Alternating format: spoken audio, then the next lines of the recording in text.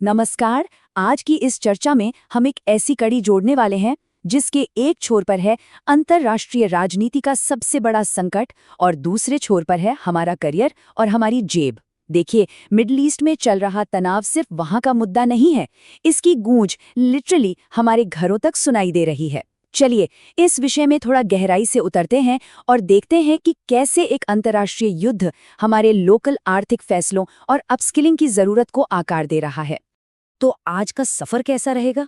सबसे पहले हम ऑपरेशन स्लेज हैमर के खतरे को समझेंगे, फिर आने वाली आर्थिक चुनौतियों की बात होगी। उसके बाद हम देखेंगे कि पुराने मीडिएटर्स क्यों फेल हो गए और वहां भारत के लिए क्या नया डिप्लोमेटिक अवसर बन रहा है। और आखिर में बात होगी कि इन सब के बीच रिमोट वर्क और नई स्किल्स सीखना हम सब के लिए इतना जरूरी क्यों हो गया है। चलिए शुरू करते हैं। तो शुरुआत करते हैं आज के पहले और सबसे बड़े मुद्दे से, ऑपरेशन स्लेजहैमर और उससे जुड़ा जियोपॉलिटिकल खतरा। अब ये ऑपरेशन स्लेजहैमर आखिर है क्या? नाम से ही लग रहा है ना, एक भारी हथौड़ा। सोर्स के मुताबिक ये एक प्रपोज्ड मिलिट्री ऑपरेशन है जहां यूनाइटेड स्टेट्स ऑफ अमेरिका और इजराइल मिलकर ईरान पर बड़े पैमाने पर हमले करने पर विचार कर रहे हैं। बताया जा रहा है कि डोनाल्ड ट्रंप और इजरायली लीडरशिप इस दिशा में सीरियसली चर्चा कर रहे हैं और सच कहूं तो ये किसी भी वक्त एक बहुत बड़ी घटना बन सकती है। और देखिए, बात सिर्फ ईरान पर इन मैसिव स्ट्राइक्स या यूएस इजराइल की जॉइंट डिस्कशंस की नहीं है। सोर्स बिल्कुल क्लियर करता है कि इस मुद्दे को सिर्फ एक रीजनल कॉन्फ्लिक्ट समझने की भूल ना करें। ये ग्लोबल इकोनॉमी के लिए एक बहुत ही गंभीर खतरा है, एक ऐसा आर्थिक झटका जो पूरी दुनिया की सप्लाई चेन्स को पूरी तरह से हिला कर रख देगा। और यहीं से हम आते हैं अपने अगले पॉइंट पर, ए डेकेड ऑफ डिफिकल्टीज, यानी इस कॉन्फ्लिक्ट का आर्थिक असर या इकोनॉमिक फॉलआउट कैसा होगा। इस आने वाले संकट का अंदाजा आप इस बात से लगा सकते हैं कि प्रधानमंत्री मोदी ने इंडिया नीदरलैंड समझौते के दौरान एक बहुत बड़ी चेतावनी दी थी। उन्होंने स्पष्ट कहा कि अगर युद्ध और ऊर्जा संकट की ये स्थितियां तेजी से नहीं बदली तो पिछले कई दशकों की जो उपलब्धियां हैं उन पर पानी फिर जाएगा। दुनिया की एक बहुत बड़ी आबादी फिर से गरीबी के दलदल में चली जाएगी। उन्होंने इस मौजूदा दौर को सीधे तौर पर कठिनाइयों का दशक कहा है। $200, जी हाँ, $200। ये एक ऐसी संख्या है जो पूरे ग्लोबल मार्केट का नक्शा बदल सकती है। सोर्स का अनुमान है कि अगर कॉन्फ्लिक्ट और बढ़ता है तो कच्चे तेल यानी क्रूड ऑयल की कीमतें अपनी मौजूदा स्थिति से उछलकर 150 से $200 पर बैरल तक पहुंच सकती हैं। और जब ऊर्जा इतनी महंगी हो जाएगी ना, तो पूरा आर्थिक चक्र ही बिगड़ जाएगा। अब जरा सोचिए, इस $200 के तेल का असर आम जिंदगी पर क्या होगा। कच्चे तेल के दाम में इस भारी इजाफे से दुनिया भर में करेंसीज की वैल्यू गिर जाएगी। हमारे आसपास के बाजारों में रोजमर्रा की चीजें जैसे दूध, पेट्रोल और डीजल के दाम आसमान छूने लगेंगे। सोर्स ने यहाँ बहुत क्लियरली पॉइंट आउट किया है कि इस महंगाई का सबसे ज्यादा और विनाशकारी असर दुनिया भर की लोअर और मिडिल क्लास पर पड़ने वाला है, जहां बस अपना घर चलाना एक बहुत बड़ा चैलेंज बन जाएगा।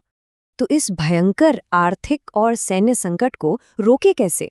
डिप्लोमैटिक एफर्ट्स बहुत जरूरी हैं, लेकिन पिछले मीडिएटर्स क्यों फेल हुए? चलिए इस डिप्लोमैटिक वॉइड को समझते हैं। वैसे तो दुनिया के कई देश शांति लाने की कोशिश करते हैं, लेकिन सोर्स एक बहुत इंटरेस्टिंग पॉइंट रखता है। यूएस, इजराइल और ईरान के बीच शांति स्थापित करने के लिए रशिया और पाकिस्तान, ये दोनों ही फिलहाल अनवायबल ऑप्शंस हैं। पर ऐसा क्यों? देखिए, रशिया एक बहुत बड़ी ताकत जरूर है, लेकिन जियोपॉलिटिकली उसकी इमेज थोड़ी प्रो ईरान मानी जाती है और ऊपर से वो खुद अभी एक वॉर में उलझा हुआ है। वही दूसरी तरफ पाकिस्तान है। इजराइल को पाकिस्तान पर बिल्कुल भरोसा नहीं है। यहाँ तक कि प्राइम मिनिस्टर नेतन्याहू ने पाकिस्तान पर आरोप लगाया है कि वो इजराइल के खिलाफ एक प्रोपेगेंडा कैंपेन चलाता है। तो इन्हीं पुराने विवादों और जियोपॉलिटिकल बैगेज के कारण ये देश इस सिचुएशन में एक न्यूट्रल और लंबा डायलॉग एस्टैब्लिश नहीं करवा सकते।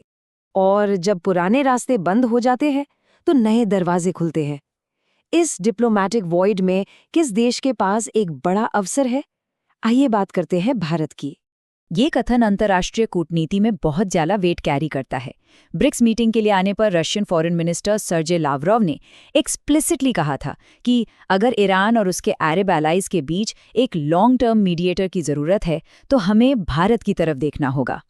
एक ग्लोबल पावर का ये स्टेटमेंट भारत को एग्जैक्टली एक शांति स्थापित करने वाले कैटलिस्ट के रूप में पेश करता है। लेकिन आखिर भारत को ही क्यों चुना जा रहा है? इसका प्राइमरी रीजन है भारत का व्यापक डिप्लोमेटिक अनुभव। देखिए, एक तरफ जहां इजराइल भारत पर एक पॉजिटिव पार्टनर के रूप में पूरा भरोसा करता है, वहीं दूसरी तरफ खुद ईरान के फॉरेन मिनिस्टर ने भी भारत से रिक्वेस्ट की है कि वो इस पीस पुश में एक बड़ा रोल प्ले करे। सोर्स ये समझाता है कि भारत दोनों पक्षों को इस बात के लिए राजी कर सकता है कि वो लंबे समय तक शांति समझौतों का पालन करें। पर इस सबने एक बहुत बड़ा सवाल पैदा कर दिया है।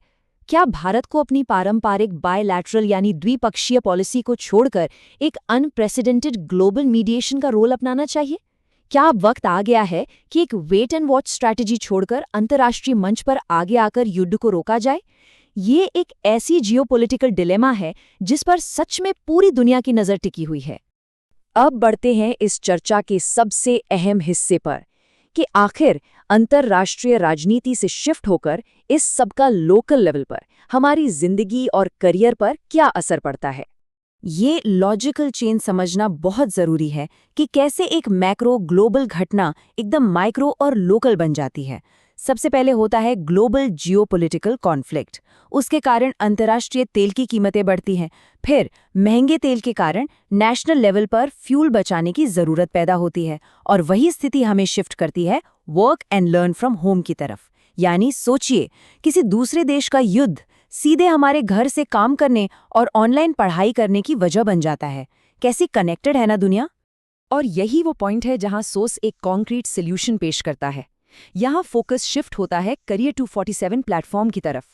आर्ग्यूमेंट ये है कि इस तरह के वॉलेटाइल और खतरनाक मार्केट में खुद को सेफ रखने का सबसे बड़ा और शायद अकेला तरीका है नई इन डिमांड स्किल सीखना।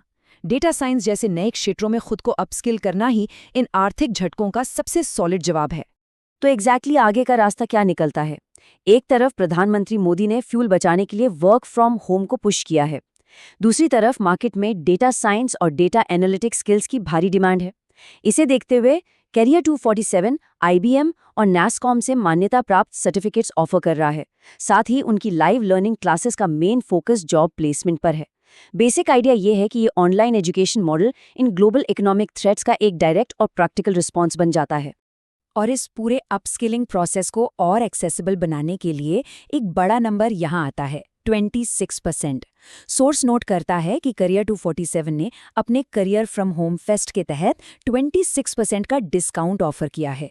ये बेसिकली एक इंसेंटिव है ताकि लोग बिना वक्त गंवाएं तुरंत एक्शन लें और खुद को अपस्किल करें, क्योंकि ऐसे अनिश्चित माहौल में मार्केट कब टर्न ले ले या जॉब्स पर कब संकट आ जाए ये कोई नहीं जानता।